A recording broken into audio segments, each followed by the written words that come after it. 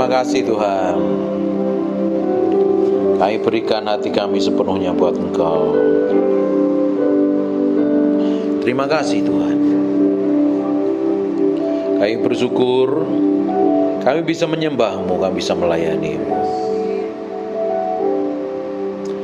Bagimu segala pujian, hormat, dan pengagungan dalam nama Yesus. Amin. Haleluya. Kita belajar sedikit ya. Semua orang bisa nyembah Tuhan. Semua orang bisa nyembah Tuhan. Semua orang bisa berdoa. Semua orang bisa terlibat banyak pelayanan. Tapi gak semua orang pingin setiap pelayanan dan penyembahannya pingin Tuhan hadir. Gak semua orang bisa. Semua orang bisa nyembah Tuhan dan nyanyi. Tapi tidak semua orang penyembahan dan nyanyiannya bisa menghadirkan Tuhan. Nah, kita harus memiliki kerinduan seperti beban yang taruh di dalam hati kita. Ketika kita melayani, kita berikan terbaik untuk Tuhan. Kita pingin Tuhan manifestasi di dalam pelayanan kita. Kayak ibadah kayak begini, kayak nyembah kayak begini. Bukannya sekedar nyanyi, bukannya sekedar nyembah, tapi kita pingin Tuhan itu manifestasi dalam penyembahan kita. Nah, itu gak ujuk-ujuk bisa jadi. Itu harus dimulai jauh sebelumnya. Namanya di dapur peleburan, kamar doamu sendiri. Kita harus berbeda melayani Tuhan.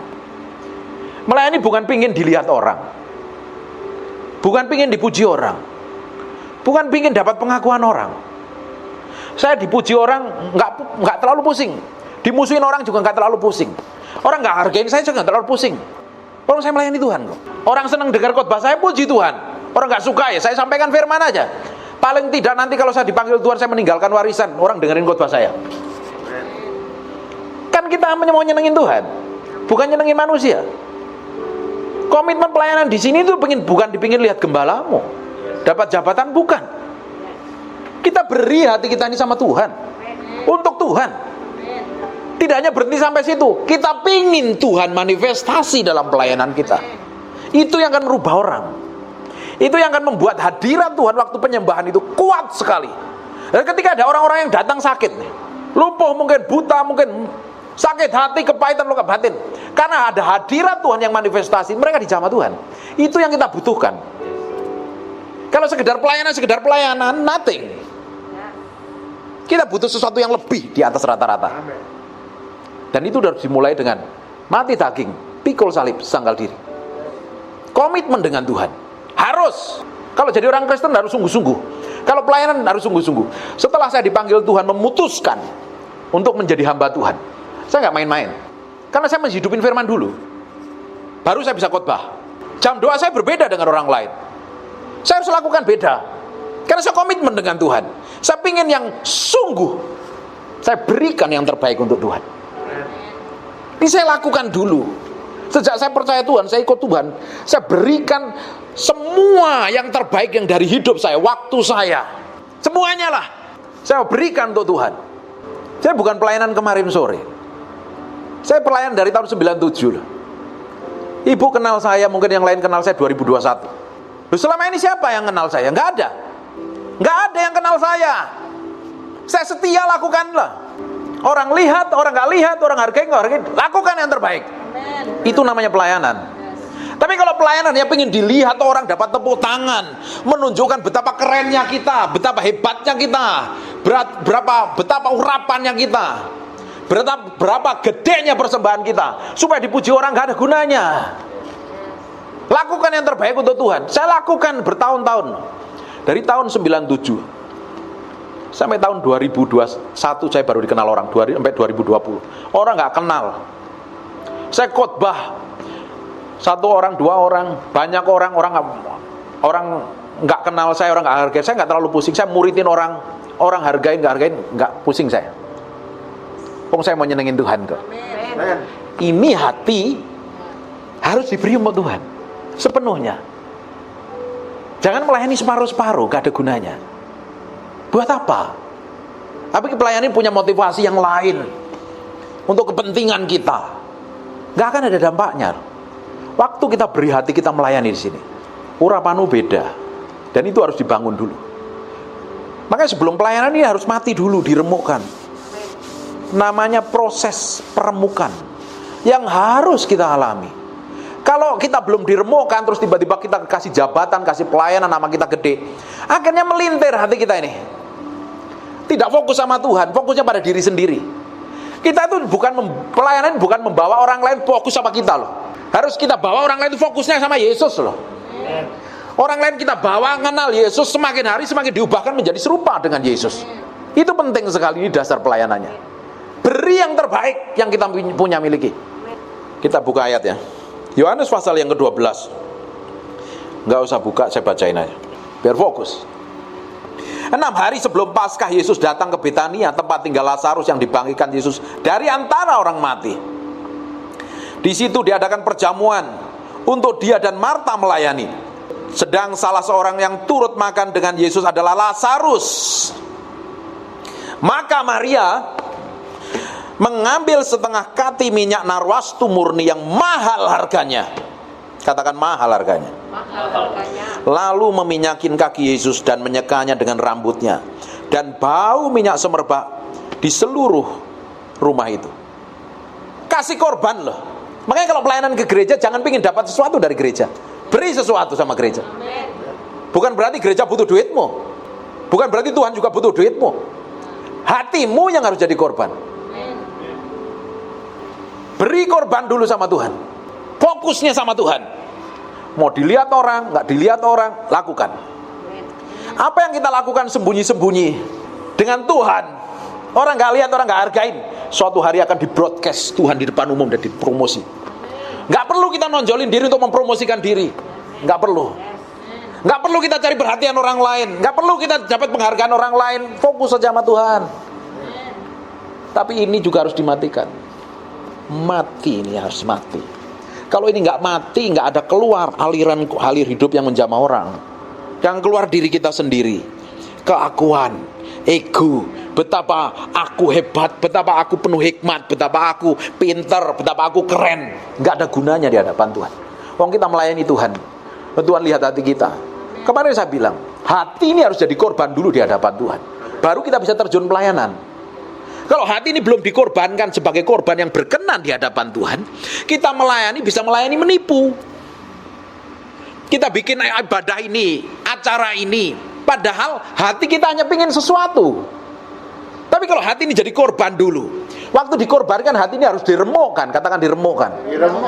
Diremukkan sampai remuk-remuknya, supaya jadi tahtanya Tuhan, supaya Tuhan berkuasa. Pelayananmu berbeda loh. Kata-katamu berbeda, urapanmu berbeda. Waktu kita melayani orang lain dengan kemurnian hati, orang itu bisa disentuh karena Tuhan yang manifestasi melalui kehidupan kita. Dekat kita pun orang rasakan, ini beda ya. Harus sampai ke situ pelayanan itu. Mahal harganya. Melayani Yesus itu mahal harganya loh. Ini Maria, bukan Maria Magdalena, ini Maria yang berbeda, ini kasih korban ini. Mahal. Itu gaji setahun itu. Bayangin, kerja dari Senin sampai Senin, gajinya dikumpulin, dikasih Yesus. Meminyakin kaki Yesus, tanda respek dan hormat. Dia adalah guru, dia yang tertinggi, dia yang masyhur, dia yang diagungkan, dikorbankan. Lah apalagi kita hari ini. Wong kita beri waktu aja kadang sering ngomel kok. Kasih persembahan sedikit udah hitung-hitungan sama Tuhan. Padahal gereja juga gak terlalu butuh duit kita kan. Memang ada pendeta yang butuh duit sampai ngerampok duit jemaat. Tapi pendeta yang benar kan gak ngerampok duit jemaat. Pelayanan yang benar, gereja yang benar kan gak mau rong-rong duitnya jemaat atas nama Tuhan.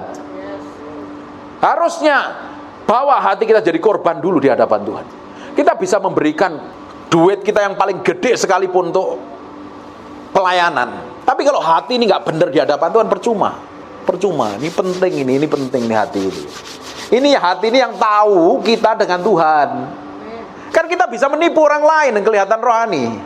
Kita bisa kelihatan hebat, kelihatan manis, salam, puji Tuhan, maju terus ibu, maju terus kok, maju terus ci, ayo maju tak gentar terus ya. Salam, silahkan duduk, bisa ngomongnya manis. Tapi kalau hatinya nggak didapatin berkenan di hadapan Tuhan, nggak ada gunanya. Hati ini harus jadi korban dahulu yang berkenan di hadapan Tuhan. Baru ketika kita pelayanan, orang akan merasakan Tuhan. pelayanan kita yang the best yang kita bisa lakukan. Nah, ini perlu proses.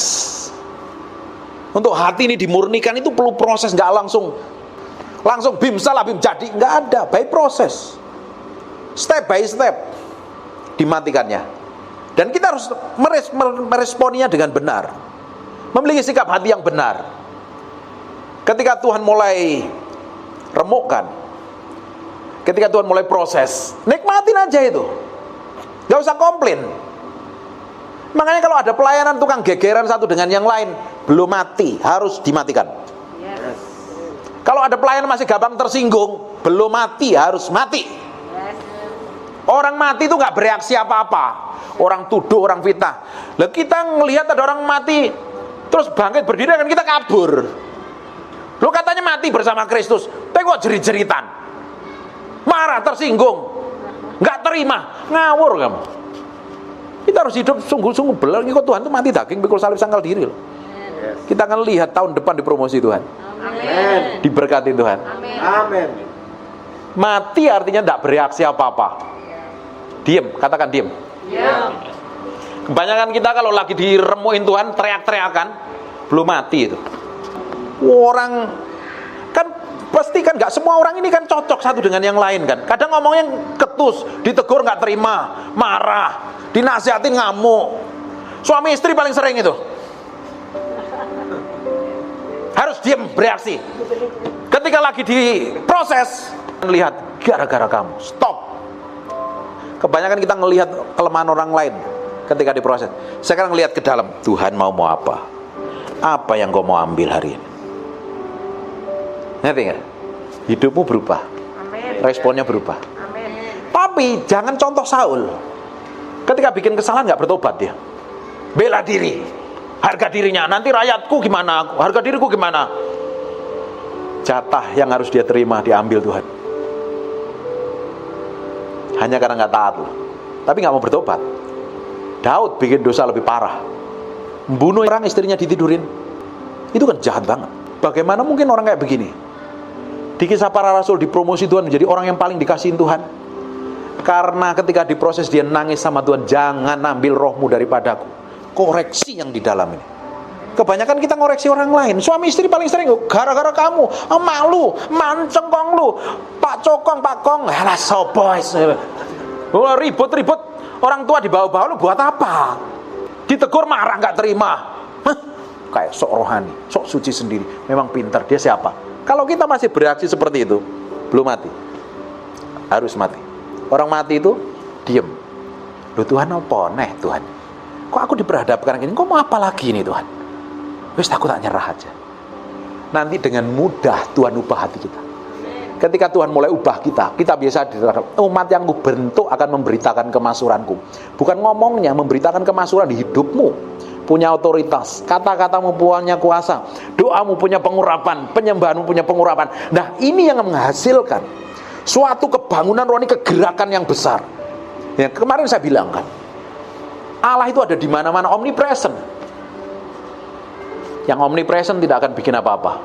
Di Mall Pakuwon hari ini, Allah ada di sana, dan Allah nggak lakukan apa-apa. Tapi ketika His manifested presence, hadirat Tuhan yang dinyatakan, itu yang akan menjamah seseorang. Nah itu kita butuhkan, mengalir melalui hidup kita setiap hari. Makanya pelayanan itu bukannya sekedar melayani biar kelihatan orang. Pelayanan itu dimulai dari kamar doa kita. Amin. Harus.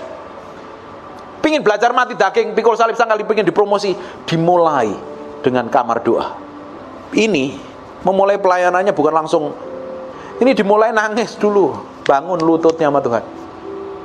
Bertahun-tahun ikut Tuhan, melayani Tuhannya di kamar doanya bertahun-tahun. Komitmen bertahun-tahun. Setiap hari. Kalau enggak akan diundang di sini. Yang ngomong sudah ngalami, yang diomongi harus ngalami dan sedang ngalami. Amin. Ini orang yang berbeda loh, ini pelayananmu nih. Pengaruhmu akan gede loh. Nanti orang yang datang akan melihat perbedaan. Gereja ini pun akan menghasilkan orang-orang yang berbeda, karena dimulai pelayanannya memiliki hati yang berbeda. Hati dulu ini berikan korban untuk Tuhan. Bukan di gereja saja, di rumah, di kantor, di toko, di jalan, di mana saja. koneksi terus sama Tuhan. Bangun keintiman dengan Tuhan. Jangan sampai punya waktu kosong. Kadang kita ngeblank kan, nggak mikirin apa-apa gitu, tiba-tiba langsung koneksi lagi sama Tuhan. Bangun, Roh Kudus, mau apa sih Engkau? Ajarin aku kenal Engkau. Bawa aku kenal Engkau. Bawa aku ngalami keintiman. Bawa aku terus Tuhan. Kenal isi hatimu. Terus bawa aku. Nanti lama-lama hati kita diubah. Dan tiba-tiba kita dibawa ke padang gurun. Tiba-tiba kita dipersalahkan, dituduh, difitnah, diperlakukan buruk. Kok nggak bereaksi apa-apa, kok hanya bisa senyum. Aku tahu Tuhan sayang sama aku ini. Tak lagi dipromosi ini. Tapi kalau nggak ngerti ini, ketika dipersalahkan, aku udah ikut Tuhan, aku udah pelayanan, aku udah doa, aku udah puasa, kok ngalami kayak begini, kok ngawur. Reaksinya ngawur. Tapi ketika semakin kita diurapin Tuhan, semakin diurapin Tuhan. Nah, untuk dipromosi Tuhan harus ngalami tantangan loh. Yesus setelah dipenuhi Roh Kudus dibawa ke padang, diapain? Dicobain iblis. Dan iblisnya yang terakhirnya, dia menunggu waktu yang tepat untuk datang lagi. Emang setan pernah putus asa dengan kita? Kok ngapain kita putus asa sama Tuhan? Setan itu lo gak pernah putus asa sampai hari ini dengan kita. Pengen ajar, pengen curi, pengen bunuh, pengen binasakan. Oh, kita sering kali putus asa sama Tuhan. Kan kurang ajar ya kita ini ya. Tuhan itu kurang baik apa sih? Hah? Cukupin kita, tambahin panjang umur, tambah sehat. Amen. Punya rencana Tuhan yang besar. Amen. Tuhan mau pakai kita. Loh, kita ini sopo? Loh, aku ini siapa? Aku ini anaknya penjual pisang, wong desa. Terus kalau saya mau kurang ajar sama Tuhan, minta ini minta itu, kan kurang ajar itu namanya. Wong bukan siapa-siapa dipercayakan Tuhan. Terus minta ini minta itu, kan kurang ajar. Memang kamu siapa? Kita kan sering kali kayak begitu, kurang bersyukur. Masih nuntut terus sama Tuhan. Terus kita nggak mau berikan yang terbaik sama Tuhan. Kan banyak kan orang, atau di hutan belantara sana. Di sini nggak ada. Di sini mah orang kudus suci semua, orang udah dibuat Tuhan. Tuhan udah baik sama kita. Berikan tempat tinggal yang baik, baju bagus semuanya, muka pakai skincare semua, kinclong semuanya, hidupnya bahagia, makan enak terus. Tempat tinggal juga oke, pakai mobil yang oke. Tapi masih ngotot terus minta ini minta itu sama Tuhan. Tapi kita nggak mau beri hidup kita sama Tuhan, kan kurang ajar ya. Kita ya kadang kurang ajar sama Tuhan ya. Tapi Tuhan tuh untungnya itu loh baik. Coba kalau Tuhan modelnya kayak saya tuh, tak citesin kabeh iki ya.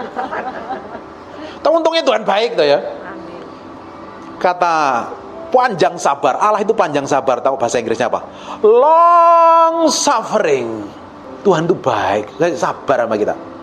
Kita bikin kesalahan, 1 Yohanes 1 ayat 9, Allah setia dan adil mengampuni dosa kita loh.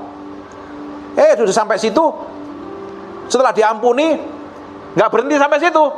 Tuhan mau pakai berkati kita, Tuhan pakai kita. Lu kan baik kok Tuhan. Terus masa kita mau memberikan separuh-separuh hidup kita sama Tuhan kan? Kadang udah begitu ngeyel, ndablek. Yuk kita loh, ini daging kita loh. Makanya kita terus mati terhadap diri sendiri. Baru kita bisa nyembah Tuhan. Berikan sama Tuhan. Ngadepin masalah apapun bisa nyembah sama Tuhan. Wes Tuhan, aku mau ikut Engkau aja. Melayani Engkau. Aku mau senengin hidupku sama Engkau. Ini sisa waktuku yang ada ini. Yang Kau percayakan sampai aku hari ini umur 45. Ibu umur 25. Amin. Ibu umur 35. Bapak umur 23. Waktu yang dipercayain aku mau pakai untuk nyenangin Kau saja Tuhan. Amin. Bapak baru umur berapa? 52 ya? 50? 54. Waktu yang ada ini aku mau pakai untuk nyenengin Kau. Amin. Wes dapatin hatiku berkenan. Engkau mau apa tak kasih wes Tuhan. Aku gak mau ngotot lagi. Toh capek kita sering kali ngotot sama Tuhan kan? Kita pernah ngotot sama Tuhan kan? Ya. Bener gak? Ngototmu sampai kebentur tembok, dias. Masih belum sadar kadang. Loh kalau kita ngotot sama Tuhan, tuh Tuhan ngalah loh sama kita loh. Tapi ujungnya kita berurusan terus, tanggung jawab dengan ngototan kita tadi. Tanggung jawab sendiri kamu. Saya kasih sering kali contoh begini. Hizkia harusnya kan mati kan? Bener gak? Ngototkan sama Tuhan diperpanjang kan? Terus punya anak namanya Manaseh. Gara-gara Manaseh bangsa Israel nyembah berhala loh. Jangan ngotot sama Tuhan. Ngikutin aja wes. Ngikutin. Engkau mau bawa kemana wes tak ikut aku tuh. Sakit Tuhan wes tak ikut wes. Tetep toh. Kalau kita diproses Tuhan, dibentuk Tuhan yang sakit kan, masuk lembah kekelaman kan. Tapi kan tongkat dan gadanya Tuhan akan menuntun dan menguatkan kita. Amin. Toh tetap ujungnya di paling terakhir, kebajikan dan kemurahan mengikutin aku. Amin. Bahkan Tuhan berikan hidangan di hadapan para lawanku. Lu ngapain kok kita rewel gitu loh ikut Tuhan? Mau beri sesungguhnya sepenuhnya gitu loh. Wis nggak usah ngotot-ngototan sama Tuhan, tetap kita yang kalah. Terus kalau kita ngotot Tuhan ngalah, urusan kita sama Tuhan. Tambah muter-muter, ngapain kita babak belur dulu baru ikut Tuhan? Mendingan enggak dong. Tapi kenyataannya kan kita sering ngotot-ngototan, muter-muter, babak belur baru sadar gitu loh ya kan. Bahwa orang Kristen lebih pintar sedikit gitu loh, ikut Tuhan gitu loh. Habis masalahnya daging gitu. Ini masih suka babi hong kan ini, suka bakmi. Ini susah, ini perlu dimatikan, ini step by step ini. Nurut ini. Nanti orang akan lihat beda. Terus dari surga juga lihat, ini orang spesial nih. Tuhan lihat. Makanya Daud dibilang, ini orang spesial, ini orang yang aku kasih. Kalau Tuhan melakukan apa-apa, ngomong sama dia. Karena orang dikasih. Yohanes, orang yang dikasihin Yesus, dipercayakan kitab Wahyu, menyingkapkan masa depan. Kalau Tuhan kasihin kita, tahu nggak Tuhan apa percayakan apa? Yang nggak pernah kita bayangkan, yang nggak pernah kita pikirkan. Tiba-tiba Tuhan bawa kita ke dalam level yang berbeda. Amin. Powerful. Hidup begitu powerful. Tuhan mau itu. Hati jadi korban dulu. Pikiran, kemauan, kehendakmu sepenuhnya untuk Tuhan. Amin. Bukan untuk kita. Amin. Kita akan jalan sama Tuhan tiap hari. Beriku hati. Bangkit berdiri. Coba perhatikan saya. Ketika Maria memberikan korban di minyak narwastu yang mahal tadi, terus di pasal yang lain, di ayat yang lain, Lazarus mati kan. Akhirnya apa yang terjadi? Tuhan datang lagi, ngelihat ini keluarga pernah memberikan persembahan yang mahal atas kepadaku, dan Lazarus dibangkitkan dari orang mati. Semua persembahan kita, korban kita, pelayanan kita, apapun namanya, Tuhan perhitungkan dan Tuhan lihat. Ada perhitungan secara ilahi, ada kalkulasi secara ilahi. Semakin kita setia, semakin kita setia, semakin kita setia, hukumnya Tuhan akan percayakan lebih besar lagi. Dan Tuhan mengasihi kita berbeda. Saya bilang, dengerin baik-baik, kasih Tuhan itu sama. Tuhan berikan matahari untuk orang fasik dan orang benar. Orang fasik juga tetap diberkati kalau bekerja. Kasihnya sama. Tapi Tuhan seringkali memperlakukan orang itu berbeda karena memiliki hubungan dengan Tuhan. Paulus memiliki hubungan yang berbeda dengan Tuhan. Hidupnya didedikasikan untuk Tuhan, dan dia dipercayakan Tuhan nulis 3/4 perjanjian baru. Yohanes, orang yang dikasihi Tuhan, mengasihi Tuhan, tidak heran dia disingkapkan pewahyuan di akhir zaman. Daud sama. Dia orang yang mencintai Tuhan, mengasihi Tuhan. Dia raja yang the best di Israel. Sampai hari ini bahkan Israel pakai lambangnya bintang Daud. Powerful. Yusuf apalagi, dia orang yang berbeda nih, memiliki karakter yang berbeda, memiliki sikap yang berbeda, mencintai Tuhan dengan cara yang berbeda. Dan ternyata mereka dipercayakan hal besar. Kita nggak ngejar pelayanan yang besar, kita nggak mengejar pekerjaan yang besar, kita nggak mengejar penghormatan yang besar, tapi kita mau beri hati kita ini sepenuhnya untuk Tuhan, hanya untuk Tuhan, memberikan korban yang terbaik untuk Tuhan. Karena kita nggak bisa lakukan apa-apa kecuali kita beri korban ini sama Tuhan. Tuhan terlalu baik kok, terlalu baik. Jangan kurang ajar lagi sama Tuhan. Jangan hidup ngawur lagi. Hidup yang sisa ini kita mau pakai untuk menyenangkan Tuhan. Amin. Ini akan muncul nih hamba-hamba Tuhan yang luar biasa di tempat ini. Orang-orang yang dipakai Tuhan yang dipercayakan hal besar ini. Seperti wanita yang datang mengurapimu. Beriku hati memujimu dan mengasihi Engkau seperti wanita yang datang mengurapimu. Hatinya hanya menyembah Tuhan saja. Mari kita minta hati seperti wanita yang mengurapi Tuhan. Beri yang terbaik. Hasil kerja 1 tahun diberikan yang terbaik. Hari ini persembahan yang terbaik adalah kita berikan tubuh kita sebagai korban persembahan yang hidup, kudus dan berkenan di hadapan Tuhan. Amin. Angkat tanganmu dua-dua, kita berdoa. Terima kasih Tuhan. Kami bersyukur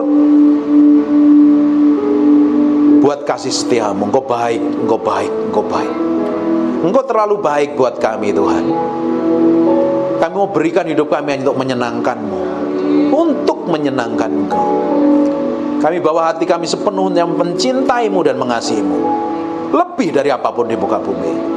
Dan mau berdoa untuk orang-orang di ruangan ini dipakai Tuhan luar biasa. Tuhan, materaikan firman ini dalam loh batin mereka, terpahat dalam hati mereka. Firman ini jadi kehidupan. Bagimu pujian, bagimu hormat, pengagungan. Kami kembalikan. Mulai hari ini kami mau dedikasikan hati kami sepenuhnya untuk Engkau mencintai dan mengasihi.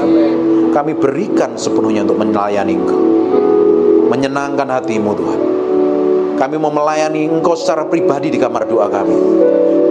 Baru kami bisa melayani pekerjaan-Mu di muka bumi.